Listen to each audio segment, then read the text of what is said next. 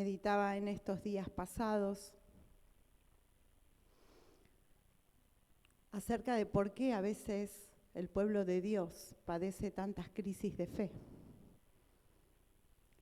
Algo que no escapa a ninguno y que por lo general no importa los años de creyentes que tengamos, ni la cantidad de servicios en los que estemos congregados, sino que todos en algún momento tenemos una crisis de fe. Y meditaba en esto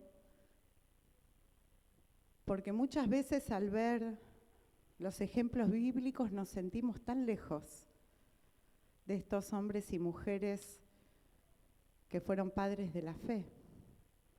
Y decimos, ¿cómo puede ser que estemos pasando por este momento, por este tiempo? ¿Y cuál es el indicio, muchas veces, del primer escalón en descenso en la crisis de fe? No es negar a Dios.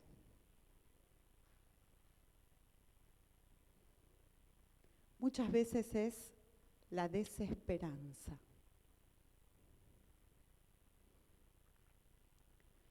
Y meditaba en esto porque decía, somos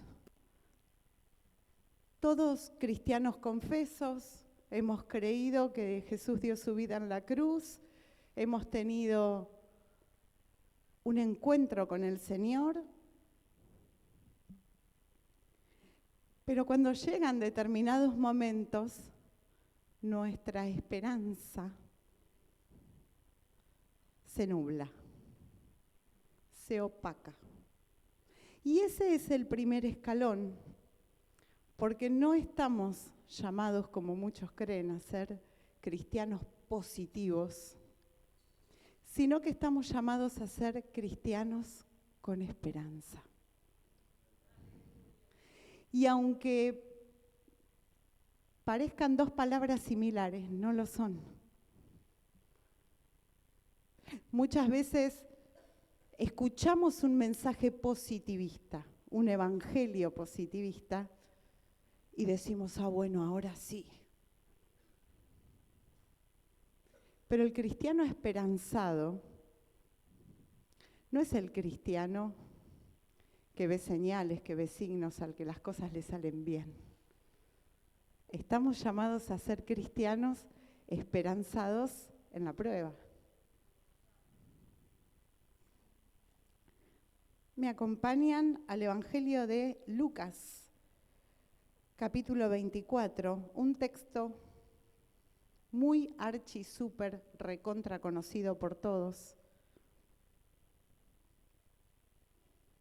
y mencionado tantas veces porque tiene muchísimas enseñanzas, pero hoy nos vamos a detener en una porción. Me acompañan Lucas 24, versículo 13. He aquí, dos de ellos iban el mismo día a una aldea llamada Emaús, que estaba a 60 estadios de Jerusalén, e iban hablando entre sí de todas aquellas cosas que habían acontecido. Sucedió que mientras hablaban y discutían entre sí, Jesús mismo se acercó y caminaba con ellos. Mas los ojos de ellos estaban velados para que no le conociesen. Otra versión dice retenidos, tenían la vista retenida. Y les dijo, ¿qué pláticas son esas que tenéis entre vosotros mientras camináis? ¿Y por qué estás triste? Respondiendo uno de ellos, que se llamaba Cleofas, le dijo, ¿eres tú el único forastero en Jerusalén que no ha sabido las cosas que en ella han acontecido en estos días? Entonces él le dijo, ¿qué cosas?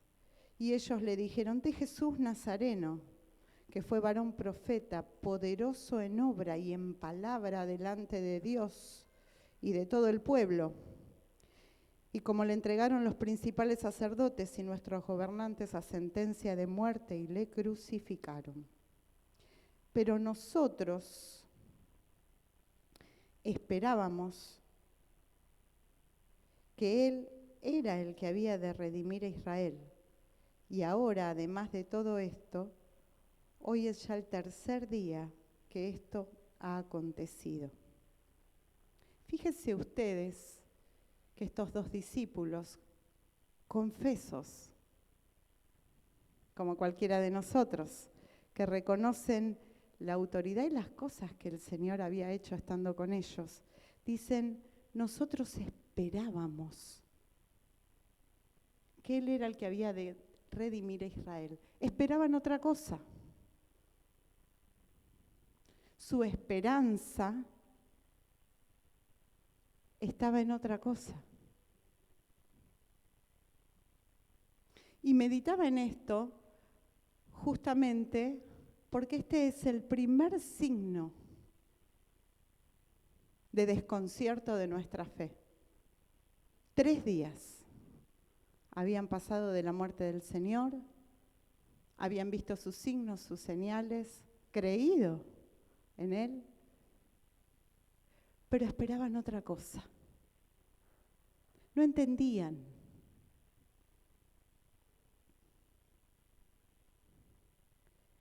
Y nosotros muchas veces no entendemos y esperamos otra cosa.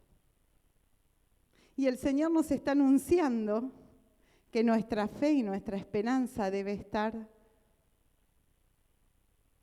determinada en sus promesas y nosotros seguimos esperando otra cosa.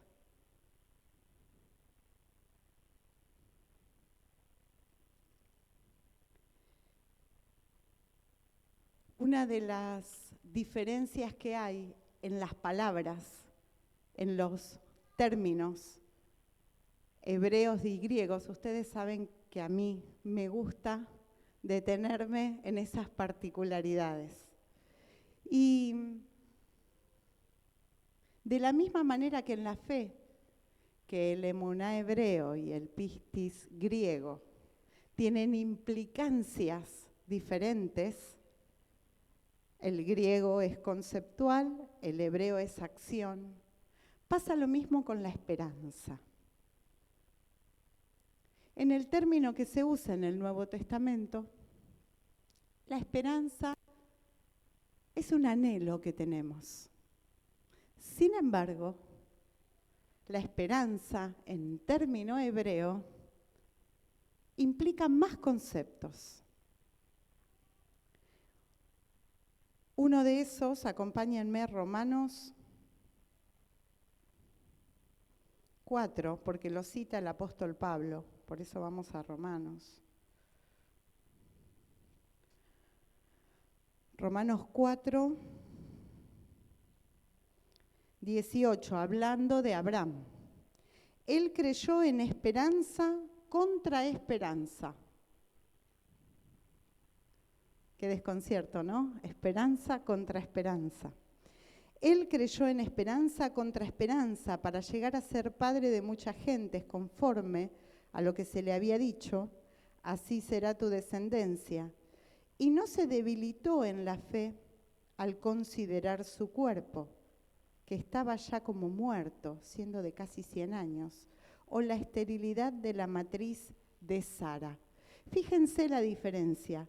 Recién veíamos en Emaús que habían visto las señales del Señor, que habían creído en el Señor, y ahora hacía 3 días que estaban desesperanzados, porque ellos esperaban otra cosa. Sin embargo, Abraham tiene una esperanza fundada en una promesa tal que sin importar que su cuerpo mostraba signos de vejez o su esposa esterilidad, había creído a esta promesa. Es decir, que la fe está completamente relacionada a la esperanza que tenemos. No podemos decir que somos personas de fe y vivir desesperanzados. Hay una particularidad más en la lengua hebrea que tiene sentido que en la que hagamos hincapié, que dice que uno de los conceptos que implica la palabra hebrea para esperanza, que es la palabra tikvá, una de sus implicancias no es únicamente el deseo o el anhelo de que algo pase y aferrarse a eso conceptualmente, sino que está relacionado, y se usa esa palabra, para una cuerda o cordón. Entre una cosa y otra, una cuerda o cordón, que hace que esto sea una realidad en el presente, no solo algo que veo, sino algo que agarro. Y meditaba en esto y digo, ¿y qué tiene que ver? Y me acordaba algo que muchas mamás tenemos claro, que cuando estamos las mujeres embarazadas, hay un cordón que sostiene la vida de nuestro bebé. Y ese es el tiempo que el mundo llama dulce espera. De manera que esto de la cuerda o cordón, podemos hacer un paralelismo con este tiempo que las mamás sabemos que son 9 meses de espera, en anhelo y en deseo, pero en una realidad hay una vida que prende de un cordón o cuerda.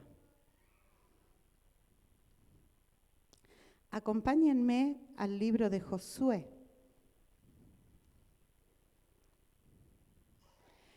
Porque es donde se usa esta palabra en hebreo. Capítulo 2, Josué capítulo 2, versículo 18. He aquí, cuando nosotros entremos en la tierra, tú atarás este cordón, esta tikvá, ¿sí? Esta esperanza, este cordón. Tú atarás este cordón de grana a la ventana por la cual nos descolgaste y reunirás en tu casa a tu padre y a tu madre, a tus hermanos y a toda la familia de tu padre. ¿Qué estaba pasando? Esta es la historia de Rahab. Ustedes saben que fue quien ayudó a los espías. Y había una señal, un signo, que para Rahab significó la esperanza de su salvación. Y era esta cuerda, por la que se iba a salvar ella y toda la familia. Un cordón, una cuerda.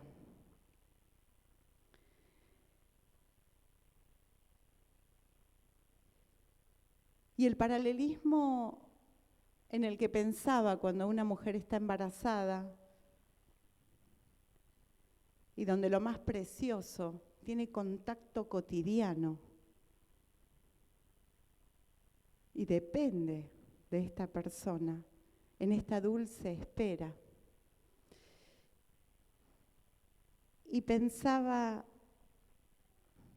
qué maravilloso que en el Antiguo Testamento se use por primera vez esta palabra para definir la salvación de Rahab y toda su familia, con este cordón de grana. Este cordón que hacía que toda su salvación y su vida dependieran de este signo.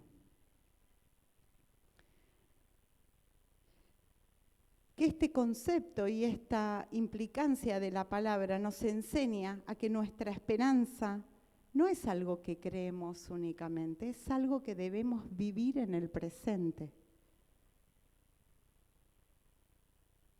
Los discípulos de Maús, como leímos, tenían los ojos retenidos, velados, y estaban desesperanzados, habiendo creído. De manera que es posible vivir como cristianos desesperanzados, con incierto.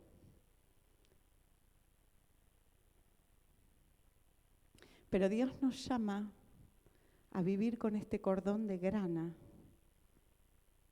dependiendo de Él en el presente, con una esperanza presente y futura.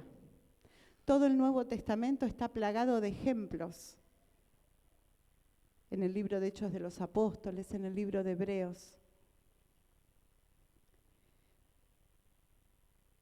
de la esperanza futura que tenemos, de la esperanza en la segunda venida del Señor que estará cumpliendo con su iglesia, con nosotros. Pero es una promesa que muchas veces la iglesia la ve lejos. Bueno, ya estoy salvado y vivo el presente desesperanzadamente, comprometido con los anhelos materiales. Como los discípulos de Maús, nosotros esperábamos que este profeta, que este Jesús nos salvara, nos redimiera. Y ahora hace 3 días que estamos así, desesperanzados. Y la invitación de Jesús es a agarrarnos y aferrarnos a este cordón de grana, como los bebés se aferran en el cordón umbilical a su mamá. Y que la esperanza futura, lo que esperamos, sea un presente, no dependiendo de lo que veamos. Estamos llamados a una esperanza y a una fe con signos y señales, aunque nos muestren lo contrario. Sin trabajo, esperanzados. Con un diagnóstico malo, esperanzados. Con crisis matrimoniales o familiares, esperanzados. Fiel es el que llama, que cumplirá sus promesas. La invitación de Jesús es a que nos tomemos de este cordón de grana. Acordate del cordón. No creas que la fe y la esperanza es algo para más adelante. Es que ya acepté a Jesús y ya está bueno, ya va a venir, ahora vivo el día a día con las preocupaciones triviales. No. La iglesia del Nuevo Testamento, el Señor la llamó a vivir una vida esperanzada.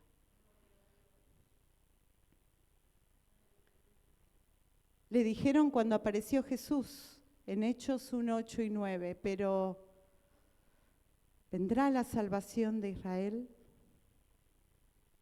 No les corresponde a ustedes conocer los tiempos ni las sazones, pero recibirán poder cuando venga sobre vosotros el Espíritu Santo, y me seréis testigos, Jerusalén, Judea, en Samaria y hasta lo último de la tierra. El Señor les dijo, deja de preguntar lo que no te incumbe. ¿Dónde está tu esperanza? No preguntaron más después. Vino el Espíritu Santo y fueron testigos en el mundo. Hasta nuestros días llegó la fe.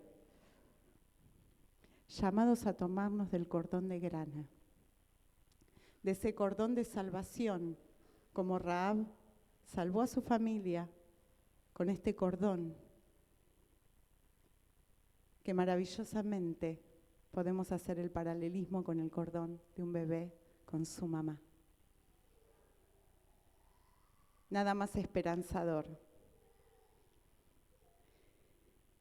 Y el Señor nos invita a no vivir como cristianos desesperanzados, con ojos velados, ni retenidos,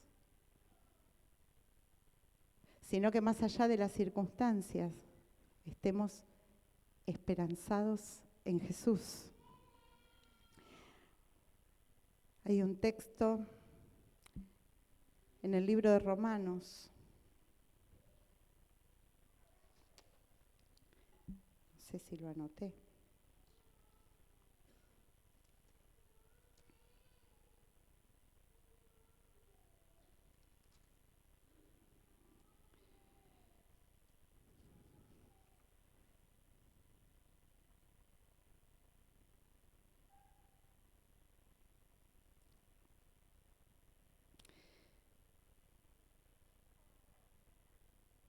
Fíjense que en el libro de Hebreos dice que la fe es la certeza de lo que se espera. De manera que nuestra fe necesita esperanza. Si no, no hay fe. ¿Verdad? Romanos 15:13.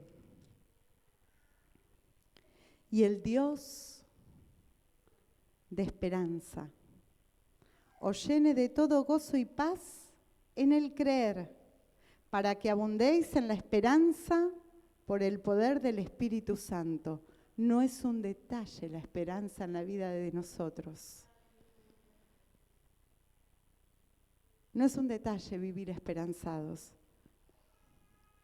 No podemos estar ni en la iglesia ni en el afuera mostrando a Jesús desesperanzados, con una vida como los discípulos de Emaús. Y ahora hace 3 días que estamos así. Y a veces caminamos así y ahora, bueno, estamos así. Nos llama el Señor a que abundemos en esperanza. La esperanza se nota en nuestro rostro, se nota en nuestro hablar, se nota en todo nuestro lenguaje corporal. Personas esperanzadas que caminan con esta fe como Abraham, porque creyeron en la promesa.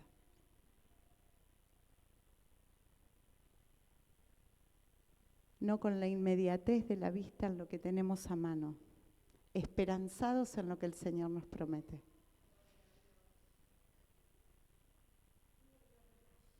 Abundemos en la esperanza tomados de este cordón de grana. Amén.